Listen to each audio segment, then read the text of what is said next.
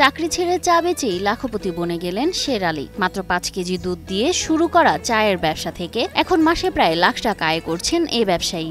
আগে চাকরি করে চালাইতে সংসারে অনেক কষ্ট হতো, এখন ব্যবসা বাণিজ্য করে নিজের পায়ে দাঁড়াইছি। মাত্র 5 কেজি দুধ আর এক মুঠো সাহস, এ দিয়েই শুরু হয়েছিল শের আলীর পথ চলা। আমি শুরু করছি 5 কেজি দুধের থেকে, আমি মনে করি 90 কেজি 100 কেজি দুধ পর্যন্ত বেচছি। এখন প্রতিদিন দুধ চা, রং চা মিলিয়ে বিক্রি করেন প্রায় 1600 থেকে 1700 কাপ চা।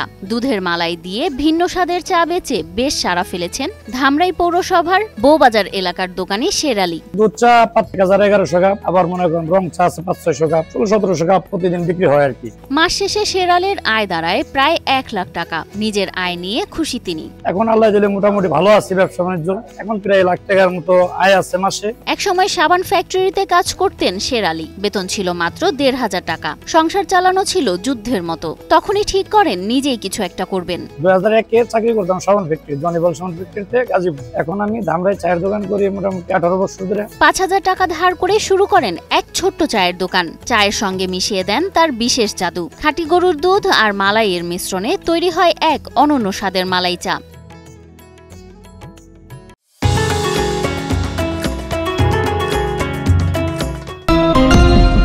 আজ ধামরাইয়ের বউবাজারে শের আলীর দোকান মানেই চা প্রেমীদের মিলনস্থল। সকাল 9টা থেকে রাত 12টা দোকান যেন কখনো ফাঁকা থাকে না। দুপুর টাইম একটু বন্ধ রাখি 1 ঘন্টা 1.5 ঘন্টা, আবার 4টা থেকে শুরু করে রাত 10টা-11টা পর্যন্ত থাকি। তরুণ থেকে বৃদ্ধ, বন্ধু